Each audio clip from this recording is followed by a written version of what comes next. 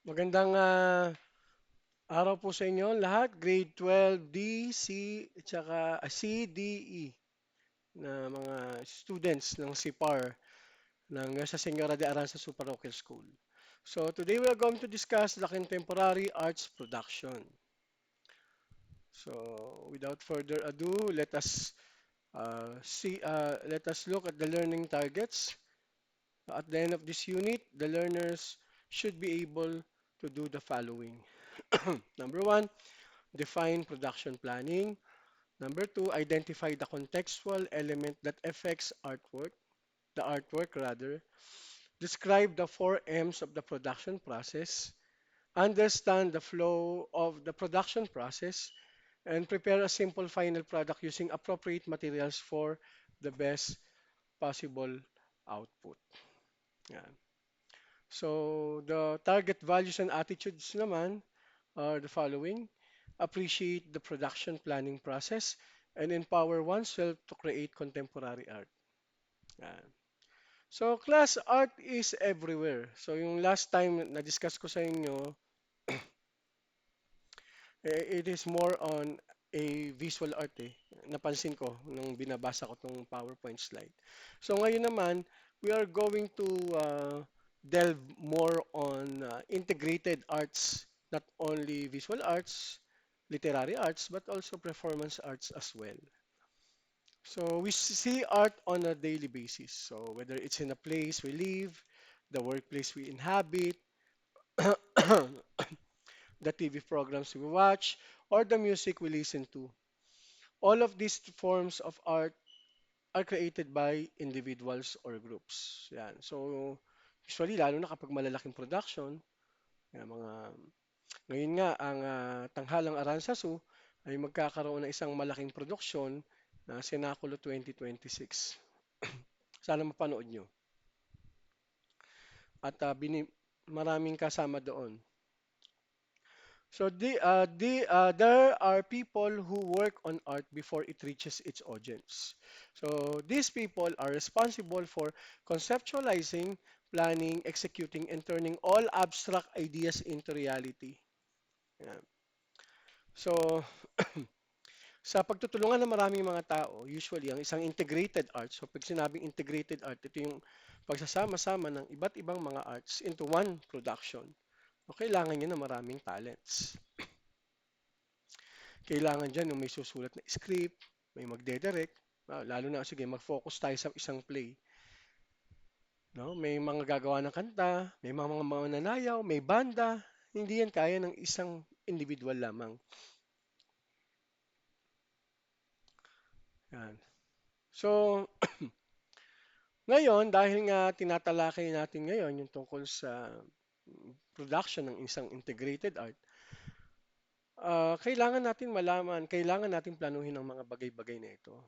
So, dahil dyan, kailangan nyo malaman kung ano bang isang production planning. So, ayon kay Rolona, na sinulat niya noong 2021, production planning refers to the process of determining a direction for the activities to be taken by the producer. It is the prerequisite for production control. Yan. So, kailangan may planning muna. Mahirap mag-produce ng isang production. Diba?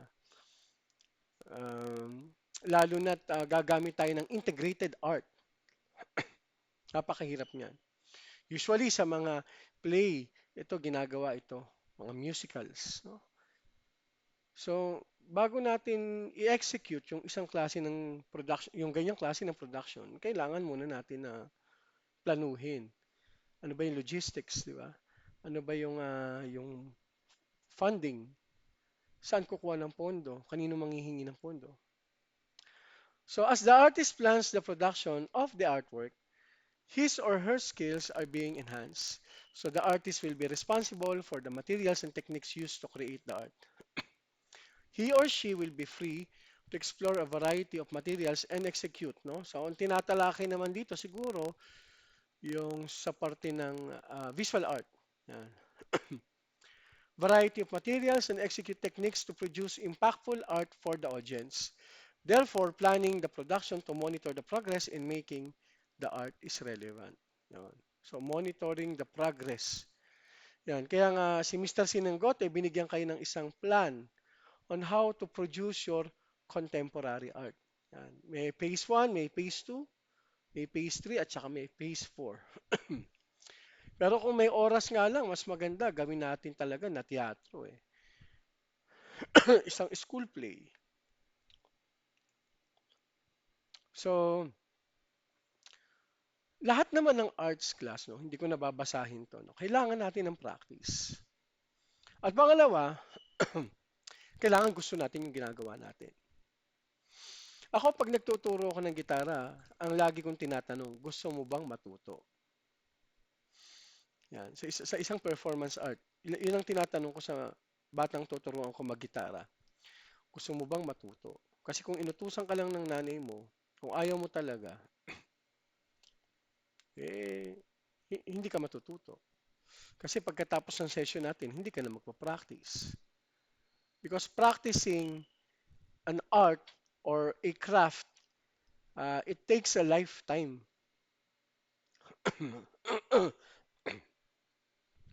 It takes a lifetime not to master, but to fully grasp that particular art. So, kailangan nyo ng practice. Yan. Kasi ang skills naman,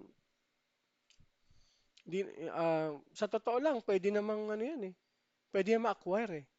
Walang bata na marunong magpiano agad pagkapanganak niya. Lahat tayo ay tabula rasa or blank slate. So, through influence, through practice, through skills, doon lang nade-develop. At wag yung sabihin na, ay sir, senior high school na kami, baka we cannot develop new talents anymore. No, that's not true. I learned how to play piano at the age of 32 years old. Yun yun. So, it's not, uh, may kasabihan nga na uh, you cannot teach old dogs new tricks, di ba? Pero we are not dogs. We are human beings. We are capable to transcend. Nakuha nyo? We are capable of doing things that at first we think we might not do it, pero we can because we are not a dog, we are human beings. So, paki-screenshot ito lalo na sa section ng 12D at saka sa 12C. So, basahin niyo 'to kung anong gagawin. Kasi nasa retreat ako sa susunod na dalawang araw. Pero sa 12E nagawa na ito. So, sa 12C na lang at saka sa 12D. Yan. So, here's the central question. What are the factors that affect the presentation of the art? Yan. So, ano nga ba yung mga components na maaaring makaapekto sa pagpapakita ng isang sining ng isang individual o grupo ng individual? Yan. So, talakayin natin yung tungkol sa acquired skills enhancements. So, on skills acquisition, there are, I think, 6 ata to. Yan. So, number 1 is artistic ability. A sound artist continuously works to improve his or her inherent abilities for creativity. Yan. So, meron ka bang artistic ability? Marunong kang gumawa ng kanta? Marunong kang sumayaw? Marunong kang gumawa ng isang sculpture? Marunong ka ba magpinta? Marunong ka ba as a digital artist? Madami. And you must continue to improve. Araw-araw actually. Araw-araw. Siyempre, pangalawa, creativity. So a good artist know how to harness his or her imagination. Yan, sa mga visual arts. Yan, pwedeng makita nyo agad yan. Yan yung creativity. Yan. Ah, pangatlo, manual dexterity. A good artist always makes time to hone his or her craft. Yan. Makes time, no?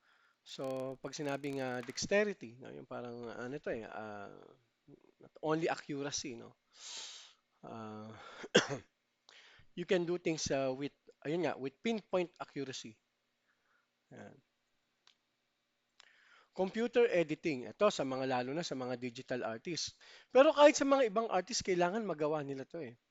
A sound artist strive to become computer literate and keeps up with technology. Nakuha nyo? So, five, communication skills. A good artist should be able to convey information to people.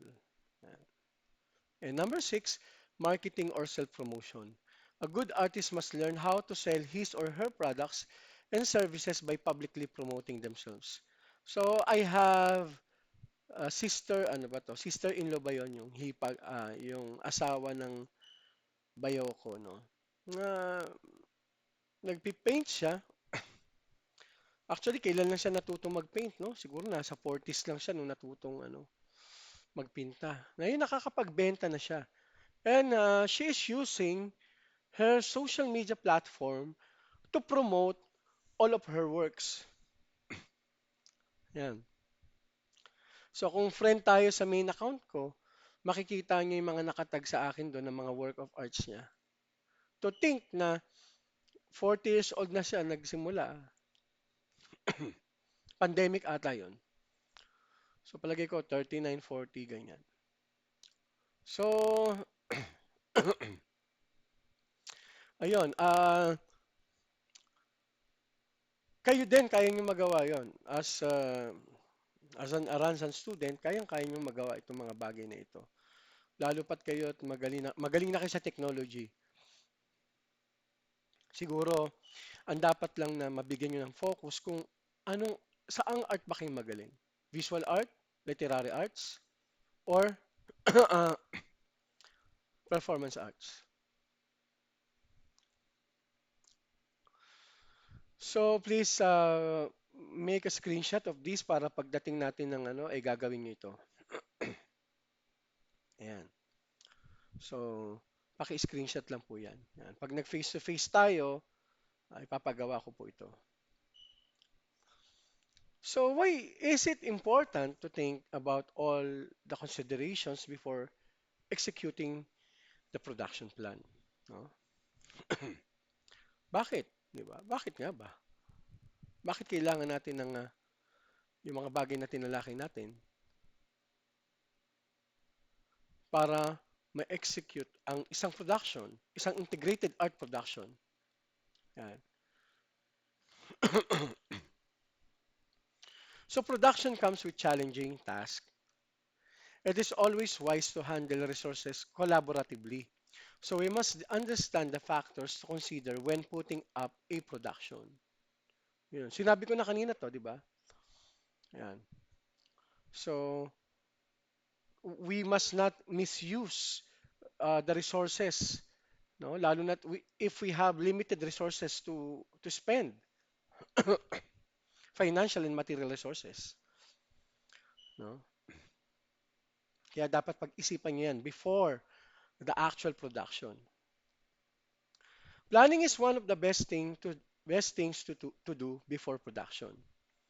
When we plan, we make sure all of the possible ways to make the production successful.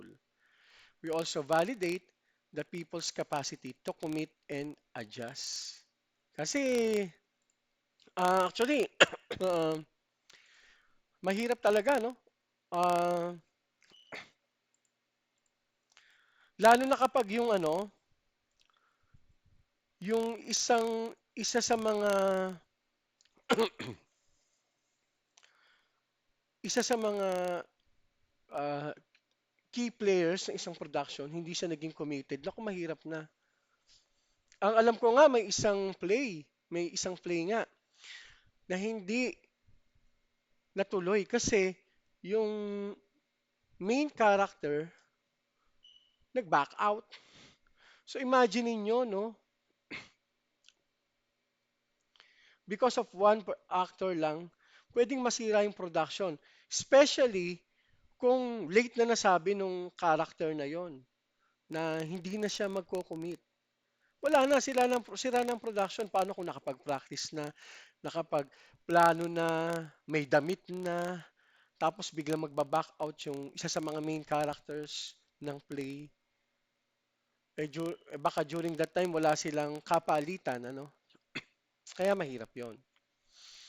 Kaya nga sa totoo lang, sa ano, no? Kasi since this lesson is more on an integrated art, especially sa isang play, no? Kaya nga sa mga play, usually may mga partners na sila na characters. Kahit dyan sa atin, sa Tanghalang Aranzasu, usually may mga double yan, may mga, lalo na yung mga main characters, no? May mga double, may dalawang tao sa isang character para, halimbawa, kung ilang araw yon, kung hindi pwedeng isa, yung isa yung gaganap. Ganun yon. So, dun pa lang, no? Importante, importante talaga yung commitment ng isang tao sa isang production. So, if we deeply understand all the factors, we will be able to encounter the least difficulty in production. Either way, people who work in production should learn how to be flexible so that the production team can cope when uncertain things happen. Yan. Yan. Kaya nga, 'di ba, usually kapag general meeting, no? Okay, parang yun general meeting, no? Talagang tinatanong kayo. So are you willing to to practice until this time of the night? Yan kasi nga ang production. Kasi I've been in yun nga in Tanghalang Aranzazu before, and sometimes we have to go home at minsan 11, lalo na kapag malapit nang mag-start yung play, no? 11, 12 a.m., 12 a.m. Bakit? Kasi ano kailangan ng mapolish ang lahat sa play. Especially pag DTR na, no? Dress and technical rehearsals. Tsaka yung mga run-through. Yan, kailangan yan. So, ito na, integrated arts production. So, there are numerous factors to consider when putting on an art production. So, this may change depending on the resources, type, and other factors. Pero ito yung apat na methods to think about in general. Yan. Number one, method. Yan. So, number one, method. The method will determine the standard operating procedure of production. This is the production step-by-step process that offers the framework or structure that will serve as its cornerstone. It is also known as the production schedule. Yan. Paano ba yung method ng magiging production? Siyempre, kapag nakanood kayo ng play, di ba? Hindi yan nagsimula sa, uy, play na, ganun. Hindi ganun yan. So, may planning talagang mangyayari yan. At usually, pag general meeting, no? Uh, bago pa nga mag-general meeting, nag, uh, nag, nagre-recruit na sila ng mga tao to do the job. Ayan. Kasi siyempre may production, may mga artist, may banda, yung steering committee. Andyan din yung mga, siyempre yung director, uh, scriptwriter, composer, kung may kanta yung isang uh, play.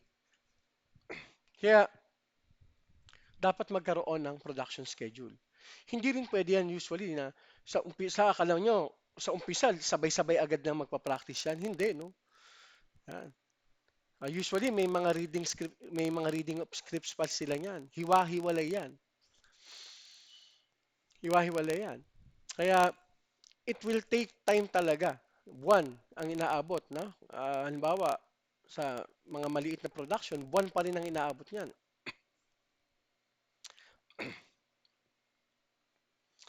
Kaya importante, no? Lalo na, importante ang mga role ng mga production assistant, lalo na. Sila kasi yung mga nagno-note, no? Yung mga schedulers. Importante yan. Materials. So the term materials refer to the creative work that will be created and presented to the audience, including the play script. Ayan. Ayan na, yung script, yung composer, music and choreography. Ayan. An idea must be present in a material. The main idea, message, context, or story that must be communicated is a concept. Yan. Yun yung tinatawag na concept, yung main idea. So, katulad nung naikwento ko na sa 12E, no? Noong 2010, ako yung nagsilbing composer nung Panunuluyan nung 2010. Tagal na, no? That was 15 years ago. Talaga mahirap. Mahirap talaga kasi nagsisimula na ang practice, hindi ko pa tapos ang kanta. Siyempre, nape-pressure ako sa director na, Sir Da, tapos na ba yung ganito, ganyan, ganyan, ganyan, tapos na ba? Siyempre, kailangan, hindi lang creative juice ang hinahabol mo doon, o pati oras. No? Ah, siyempre, kailangan yung materials na gagawin mo, magugustuhan ng audience. And if the audience gets disappointed, ano yon, kasiraan mo yon. Katulad ko, kasiraan ko yun as a composer. Kasi hindi nila nagustuhan yung kanta na ginawa ko. Yan. Siyempre, la, kung hindi pa tapos yung kanta na ginagawa ko noon, hindi makakilos yung choreographer kasi kailangan niya yung kanta ko para maturuan niya ng sayo yung mga dancers eh. Hindi rin makakakilos yung mga singers. Paano sila makakakilos? Anong kakantahin nila? Hindi rin makakatugtog yung banda kasi wala pa rin yung kanta. So nakikita nyo? So, importante talaga na kumpleto na yung mga materials. Hanggat maaari. Yan. Lalo na't kung yung material na yun, kailangan. Yan. Siyempre, kailangan din yung ibang mga visual arts dyan.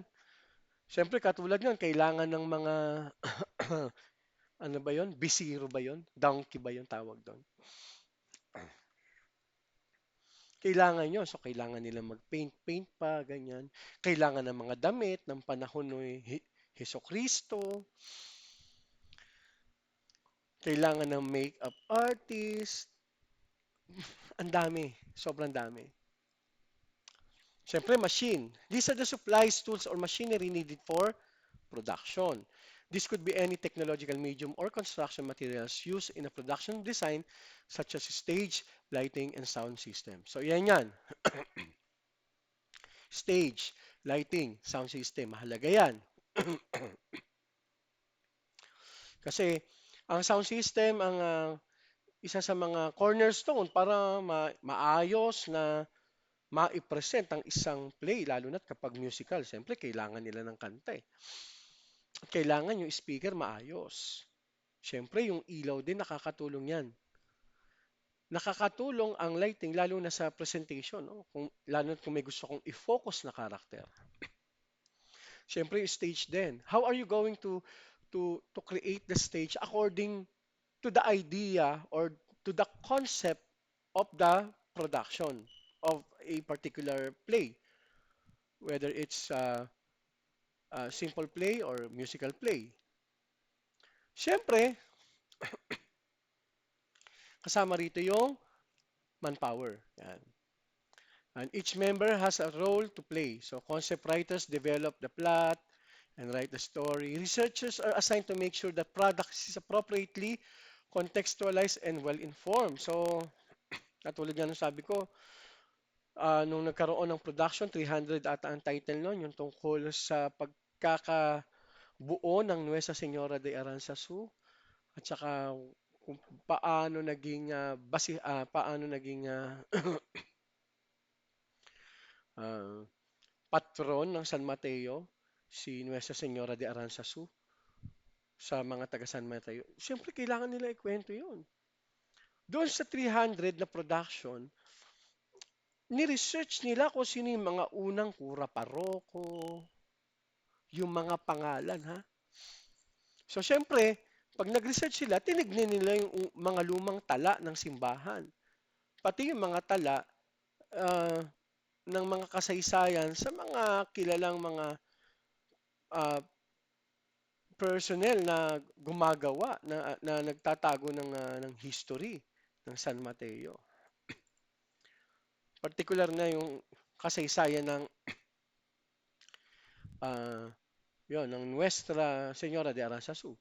Yan. Kaya kailangan ng researcher. Hindi pwedeng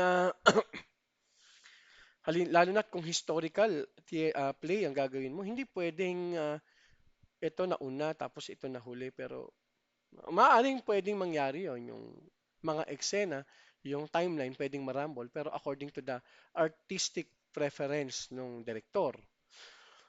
Pero usually kapag pag ganyan, pag historical, usually chronological yan. Performing artists play the lead roles in the storyline. Siyempre, hindi pwedeng mawala yung mga aktor. The director is the head of the production and the one whose vision is most clearly seen in the production. Kung ano ang gusto ipagawa ng director, you have to follow it. Kasi siya yung may license eh. Nasa kanya yung ideya. Maaring may katulong siya sa steering committee to on how to steer the production. Pero at the end of the day, kung ano yung gusto niyang mangyari sa production na yon, no? Kung ano yung gusto niyang mangyari sa production na yon, yun ang dapat na masunod. Producers are responsible for providing equipment and overseeing the workforce. Yan. So, hindi, pera, mga kagamitan, at saka yung tao na gagawa. Choreographers create the acts and motions in the storyline to be performed by the artist. Yan. So, napakahalaga ng, siyempre, manpower to eh. Walang, ki, walang kikilos sa play kung walang manpower. Yan. So, production planning naman, making a plan before production begins, the essence of production planning.